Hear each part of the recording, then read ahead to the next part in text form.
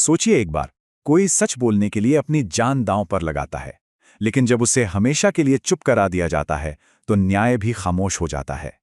आज हम पाकिस्तान में पत्रकारों की उन्हीं खामोश आवाज़ों और न्याय के उस लंबे, कभी न खत्म होने वाले इंतजार को समझने की कोशिश करेंगे। ये सिर्फ एक सवाल नहीं है ना? अगर इंसाफ देने वाला सिस्टम ही चुप बैठ जाए तो फिर सच को कौन बचाएगा? असल में यही वो कड़वी हकीकत है जिसके इर्द गिर्द हमारी आज की पूरी बातचीत घूमेगी। तो चलिए इस पूरे मसले को समझने के लिए हम एक कहानी से शुरू करते हैं। एक नाम एक चेहरा। ये कहानी है पत्रकार शान डहर की। साल था 2014 और पत्रकार शान डहर को सच कहने की कीमत चुकानी पड़ी अपनी जान से। उनकी हत्या हुई, सवाल भी खूब उठे, पर जवाब आज तक कहीं गुम है। अब जरा इस टाइमलाइन को देखिए, आपको सिर्फ 2 तारीखें दिखेंगी, है ना? 2014 और आज। लेकिन इनके बीच का जो फासला है ना, वो एक खामोश चीख जैसा है। 2014 में हत्या हुई और आज इतने साल गुजर गए, केस वहीं का वहीं है। ऐसा लगता है जैसे इंसाफ की घड़ी हमेशा के लिए रुक गई हो। तो फिर सवाल यह है कि क्या शान डहर की कहानी बस एक अकेली दुख भरी घटना थी, या फिर ये एक बहुत बड़े और कहीं ज्यादा खतरनाक पैटर्न का हिस्सा है? चलिए अब जरा आंकड़ों पर नजर डालते हैं और सच का पता लगाते हैं। और ये सवाल पूछना बहुत जरूरी है। क्यों? क्योंकि आंकड़े कभी झूठ नहीं बोलते। वो हमें एक ऐसी तस्वीर दिखाते हैं जो किसी एक कहानी से कहीं ज्यादा बड़ी और डरावनी है। और ये रहा वो नंबर जो शायद आपको चौंका दे। 96%। जी हां, 96%। मतलब 2012 से 2022 के बीच पाकिस्तान में जितने भी पत्रकारों की हत्या हुई, उनमें से 96% मामलों में किसी को सजा ही नहीं मिली। ये सिर्फ एक नंबर नहीं है, ये एक पूरे सिस्टम के फेल होने का सबूत है। इस चार्ट को देखिए, ये उसी 96% की कहानी को और भी साफ कर देता है।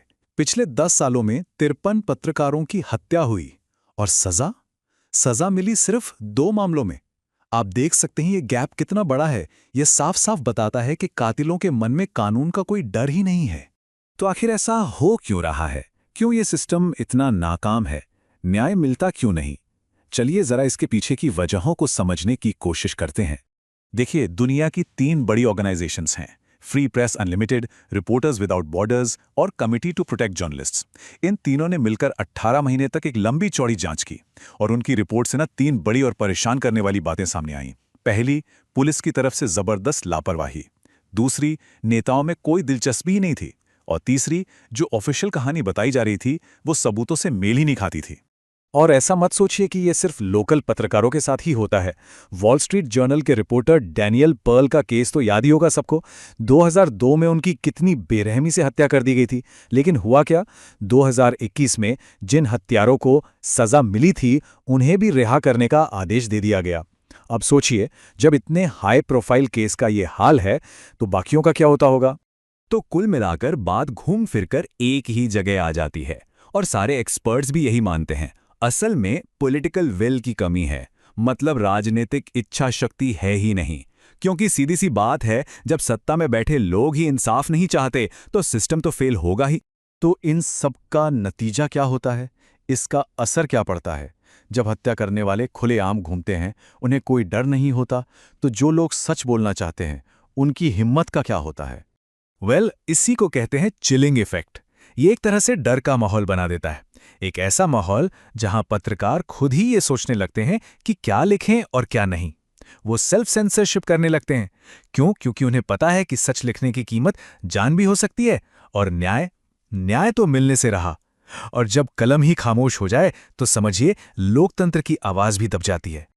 और आखिर में ये एक लाइन इस पूरी कहानी को समेट देती है: एक ऐसा माहौल जहां सच बोलने वालों को डराया और चुप कराया जाता है।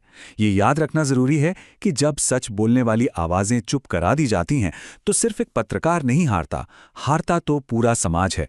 इस बारे में सोचने की जरूरत है।